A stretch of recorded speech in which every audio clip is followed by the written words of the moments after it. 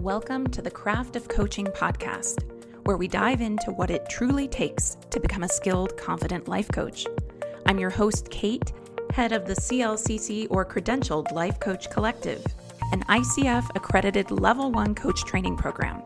We combine courage, coaching, and community to offer you more than just a training program, but a life-changing experience where you use your own personal transformation as the learning ground for supporting your clients. On this podcast, we explore how you can use coaching skills to support your clients or expand your own growth, all grounded in evidence-based coaching practices. Learn more about our program and get free resources for becoming a life coach at teamclcc.com. And now, here's today's episode. Hey, bestie. A little shout out to all the parents of preteens or teenagers who have started to be addressed that way. This is my life, y'all. Let's talk about a pretty important topic today: nervous system regulation and relationships.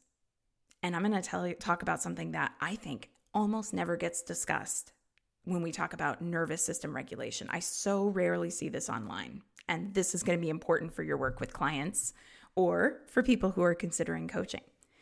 So, okay, there's this phrase that's everywhere right now: regulate your nervous system. And honestly, good. It's about time we're talking about this. CLCC started in 2014. At the time, in 2014, nobody was really talking about nervous system regulation.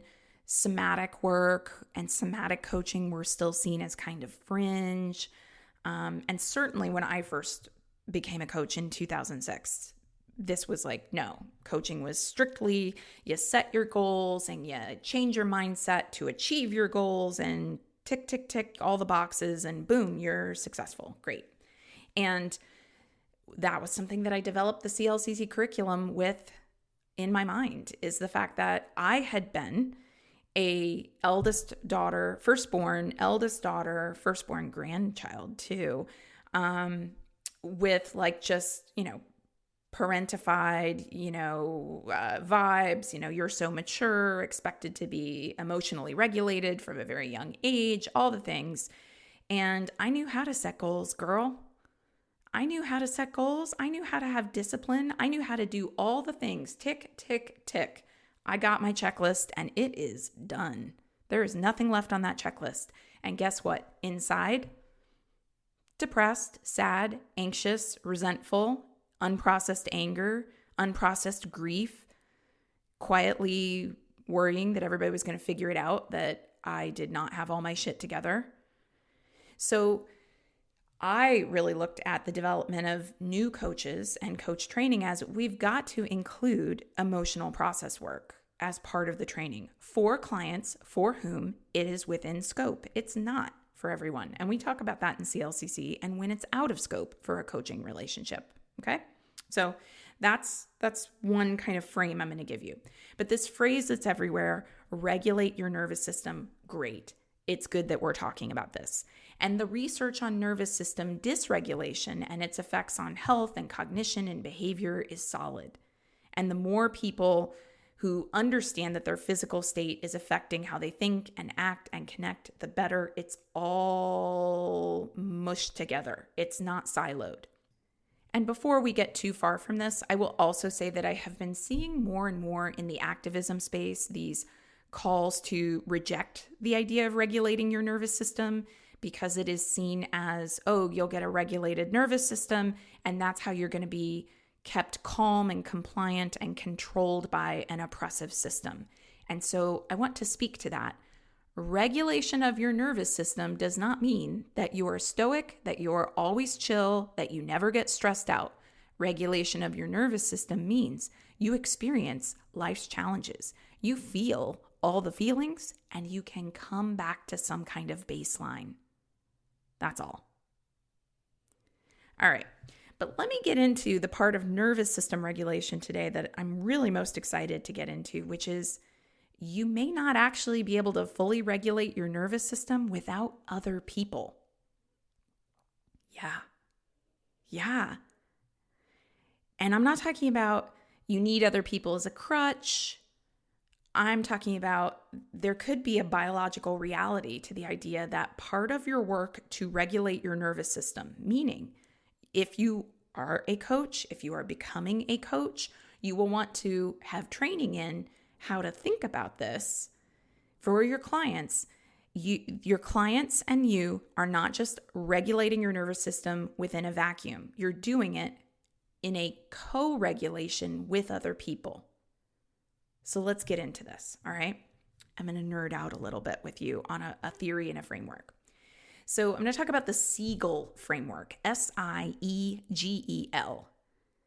And the Siegel framework has this incredible, obvious, but thank you someone for just speaking it, idea at the core is that you should stop siloing mind, body, and relationships. Dan Siegel, he's a clinical professor of psychiatry at UCLA, and he's got a framework called the Interpersonal Neurobiology Framework. And this framework synthesizes neuroscience, attachment theory, complexity science into something that I think is both rigorous and, as you hear it, also kind of obvious. But I love a good framework. So his core argument is that the brain and its environment are not separate systems operating in parallel. They're totally entangled. The mind is not just what happens inside your skull. It emerges from the interaction between your internal neurological processes and your relational world. Yeah, I know. So what that means practically is this. You cannot fully optimize your nervous system in isolation because your nervous system was never designed to operate in isolation. It developed while you were in relationship, starting in infancy with your parents. It regulates and dysregulates in relationship, and it heals most completely in relationship. And Siegel puts it pretty plainly, greater health of the whole organism, the wholeness of your humanity comes when we stop siloing mind, body, and relationships and we collapse them into one integrated system. And that's not a metaphor, he says. He says that's the architecture of how humans work. And in the CLCC coach training program, this ain't background theory. Now, theories and frameworks, you're going to have some studies that say, yes, absolutely, this is validated. You're going to have other studies that say part of it is, but it's limited. So when we say evidence-based, we're working with theories and frameworks that are not always going to universally apply to every single human on the planet and that are not always going to be replicated in every single study. But nonetheless, this idea, at least, that greater health comes when we stop siloing mind, body, and relationships and pull them into one integrated system is a backbone of CLCC. It's one of the reasons why the program is built around cohort-based training rather than a solo self-paced course. It's the reason why we have one cohort per year and we don't have multiple staggered cohorts. We're trying to actually get to know you in relationship with you while you are learning the skills of coaching. And you are building community amongst the other people who are participating in the program itself. And that's why we talk about the fact that our training is some parts mastermind, where you are doing deep personal growth work on yourself and learning the coaching skill set. And there are people every single year who say, I don't really want to become a coach, or I don't know if I want to become a coach yet, but I really, really, really like this idea of diving into all of these topics and doing the self-work. And we're like, yeah, as long as you are willing to be a community member and as long as you're willing to take the program and its curriculum seriously, come on in. The relational container is part of the curriculum. So let's talk a little bit more about this, but first have a little moment to talk about why this can be so tricky. What gets in the way? If relationships are so essential to regulation, why do so many people still feel chronically dysregulated despite people are all around them? Well, because presence is not the same as connection. connection requires something most of us find genuinely uncomfortable, which is vulnerability in the absence of guaranteed safety.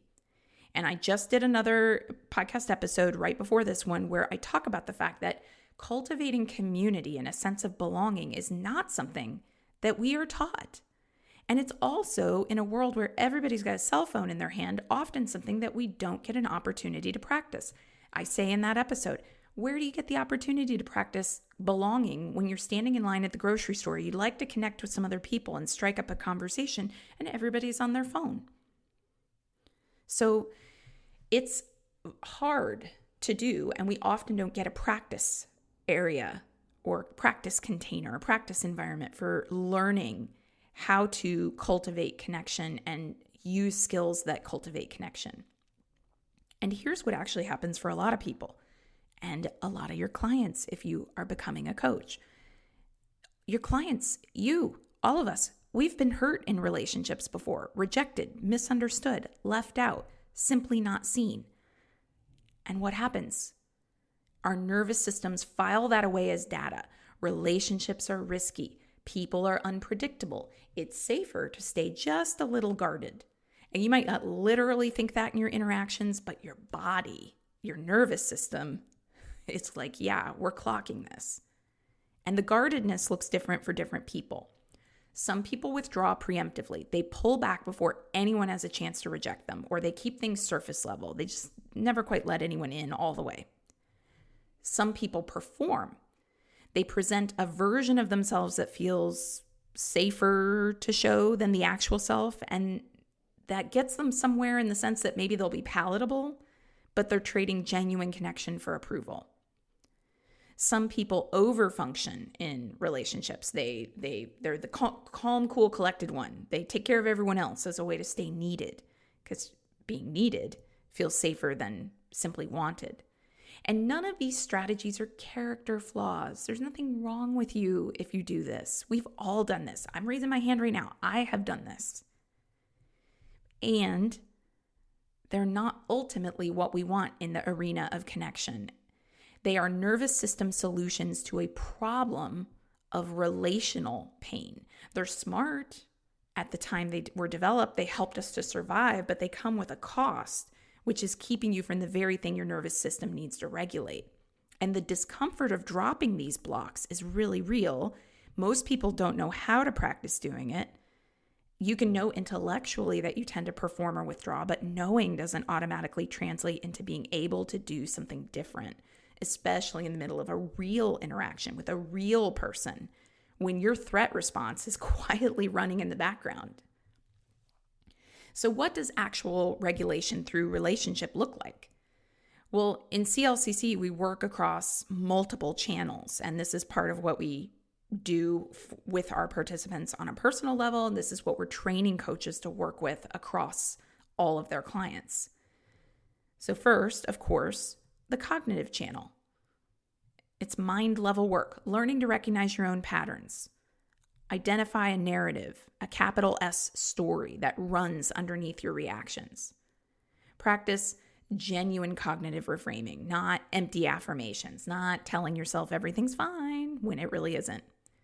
Real reframing is about examining the evidence, questioning the assumption, and crafting really a more accurate story or narrative.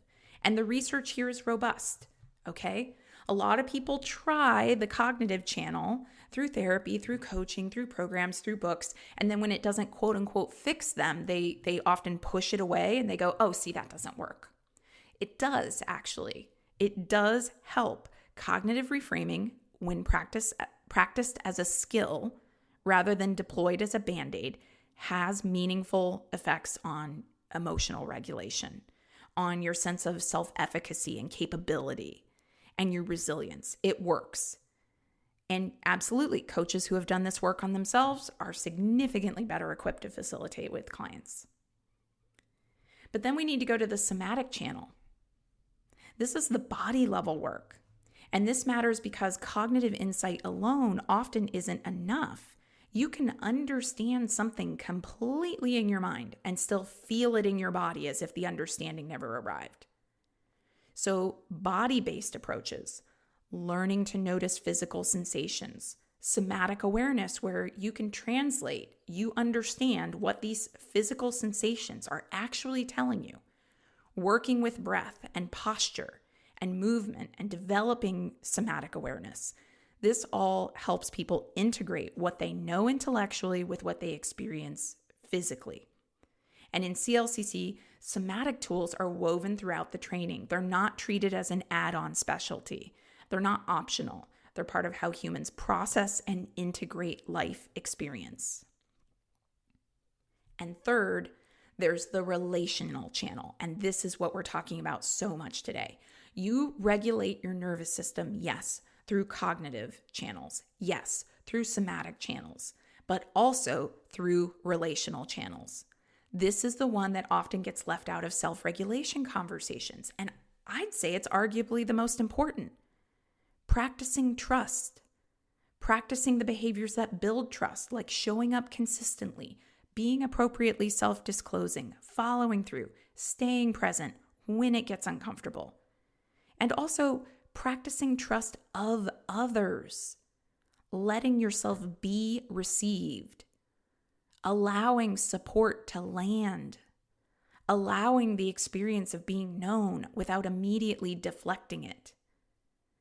This is not something you can practice standing in that line at the grocery store while everyone's on their phone.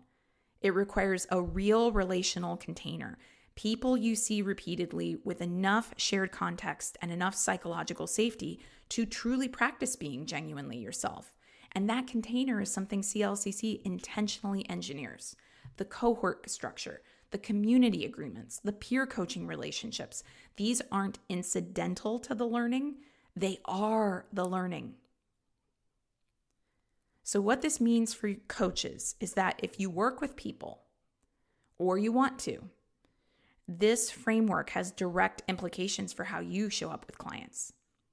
A client who is chronically dysregulated is not going to be able to access their best thinking in session. They need a coach who understands that and who can work with all three channels and who has enough of their own, the coach's own, somatic and relational awareness to notice what's happening in the room and respond to it skillfully. And that's a high bar. And it starts with the coach doing their own work.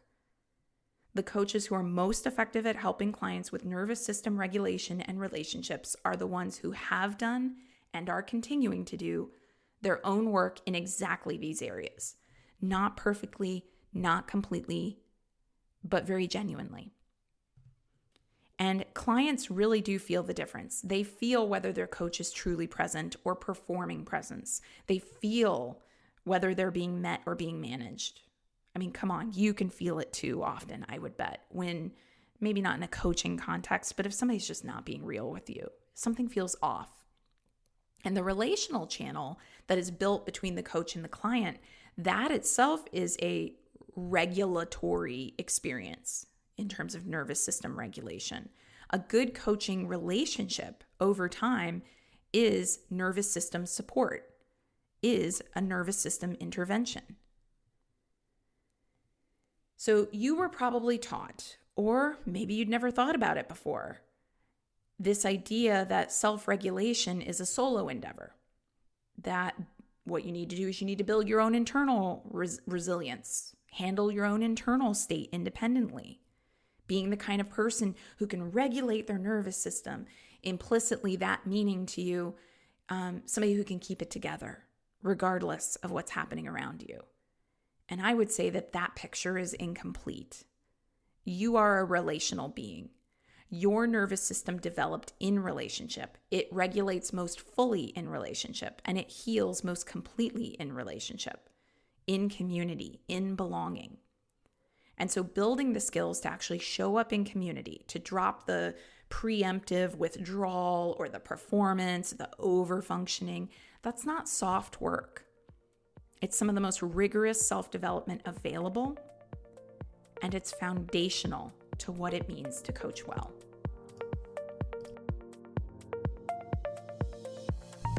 All right, that's it for today's episode. Thank you so much for listening. Before you go, would you help us out and take a moment to give us a rating in iTunes, Spotify, or wherever you're listening? It really helps us get the word out to other listeners. And before you go today, would you like free resources to support your coaching journey? Whether you're considering becoming a coach or you want advanced coach skills training, access our coaching resource library at teamclcc.com. Again, that's teamclcc.com. Can't wait to connect with you. And again, thanks for listening.